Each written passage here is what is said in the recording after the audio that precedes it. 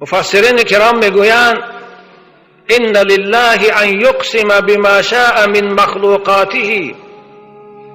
پروردگار مختار است، آزاد است و به هر یکی از مخلوقات خود اگرچه ناچیز هم باشد، اگرچه ناکرایی هم باشد، سوگند خوردن ده حق دارد، اگرچه ما حکمت در این سوگند چیست نمیدانیم.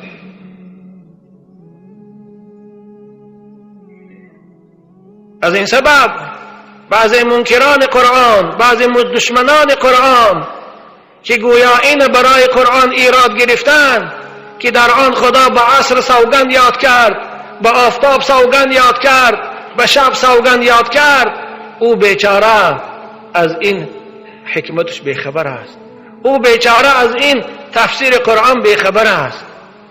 او نمیداند که این خدا ذات است که احتیاجی به هیچ کس ندارد، ذات توانا و پر اقتدار است که به هر چی سوگند خورد میتواند سوگند خودش عملی کند، کسی به او حق اعتراض ندارد.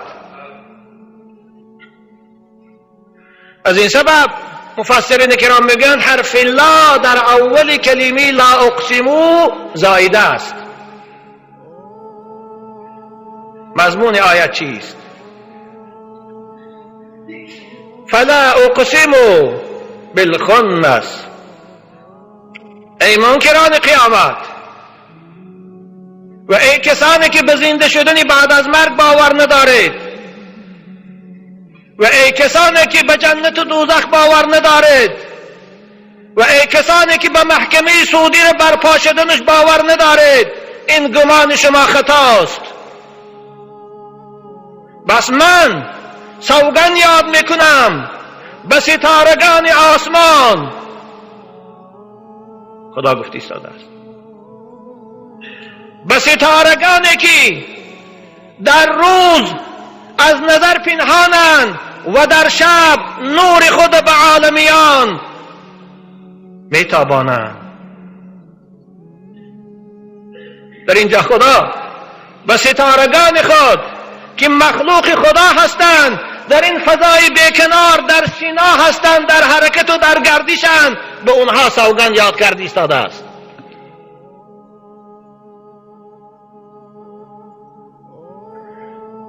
سوگند یاد میکنم، قسم میخورم به آن ستارگانی که در روز رخ خود پنهان میکنند، نور خود نمایان نمیکنند به چشم عالمیان، و در شب نور خود به عالم میتابانند.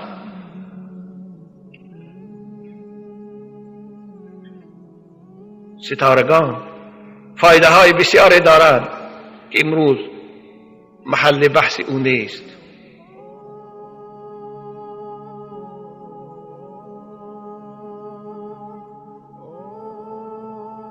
واللیل اذا عسعس. سوگند میخورم و قسم یاد میکنند به شب تار، وقتی که با پرده های ظلمانی خود عالم روشن را تاریک میگرداند. این عالم روشن با غروب آفتاب کی تاریک میکند؟ الله. به خاطر چی تاریک میکند؟ به خاطر آنکه بندگان او، مخلوقات جنبنده او در این شب تار آرامش یابند، آسایش کنند، راحت کنند، دم گیرند. به خاطر این با پرده ظلمانی شب روز روشن را تاریک بکند تا که شما بعد از محنت روزانه، بعد از مشقت و رنج زیاد، بگاهی در نزد فرزندان خود آسایش کنید، دم گیرید، راحت کنید.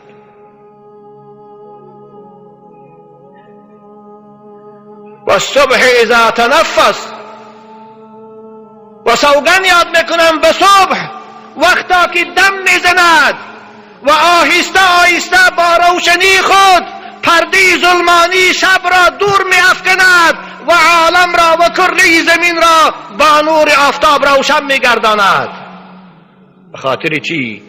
به خاطر چی صبح این پرده ظلمانه را از روی عالم دور میکند، عالم روشن میکند؟ به خاطر آنکه بندگان خدا از خواب غفلت از راحت بیدار شوند و اولین کاری که کنند عبادت خدای خود باشد.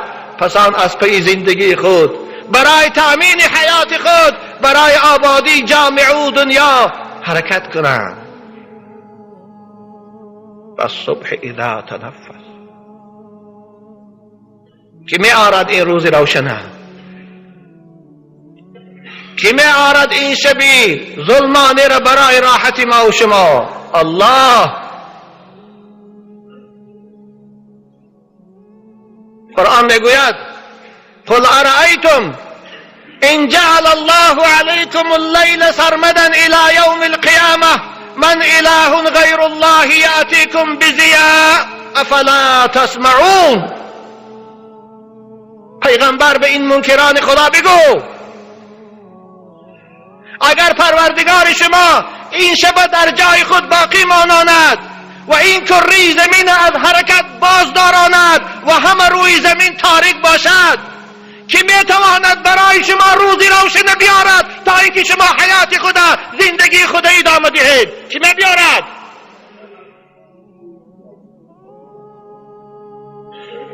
افلا تسمعون. آیا به این حکمت خدا یک بار گوش نمی اندازید؟ آیا به این آیت خدا یک بار با تفکر گوش نمی اندازید که خدا چی میگوید؟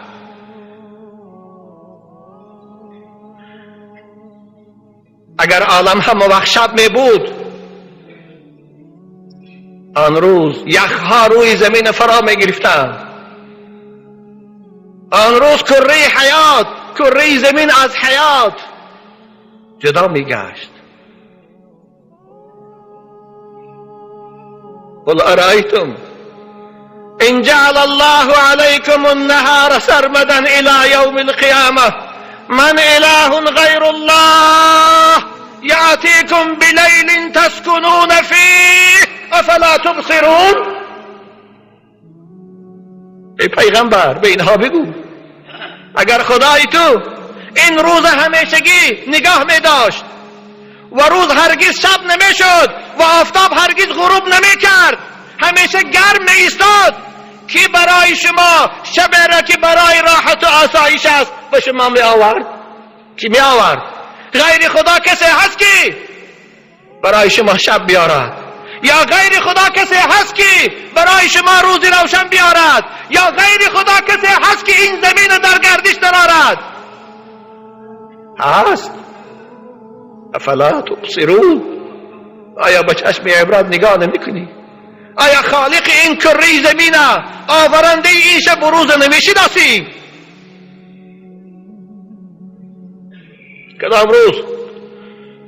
کدام روز وقتی که اخبار نگاه میکردم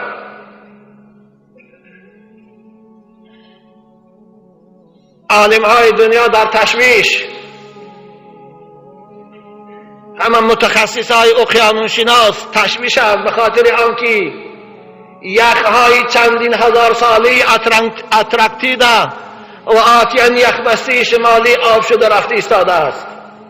همه تشویشند به خاطر آنکه اگر اونها به این منوال آب شدن گیرند کره زمین زیر آب میموند، حیات در روی زمین تغییر مییابد.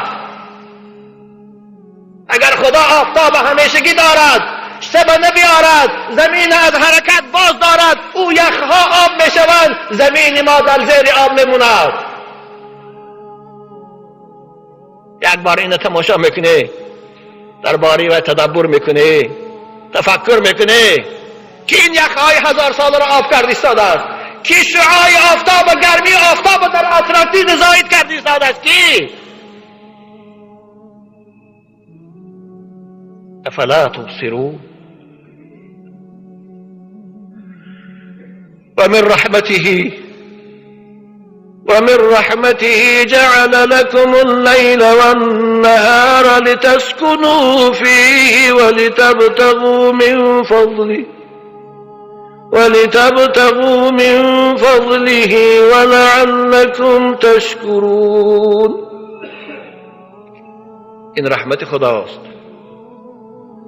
این نعمت بی‌بهای خداست که زمین در گردش در آورد و آفتاب و مهتاب در گردش در آورد تا که برای شما هم شب بیارد و هم روز.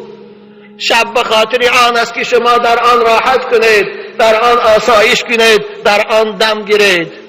روز به خاطر آن است که شما در آن جستجوی رزق کنید، برای زندگی خود کار کنید.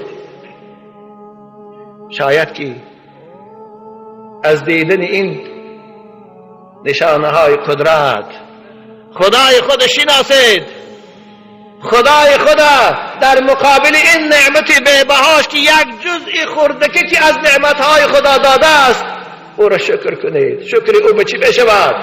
شکر خدا به پرستشش می شود، شکر خدا به عبادتش می شود، شکر خدا به جاری کردن قانونش می شود. لعلکم تشکرون.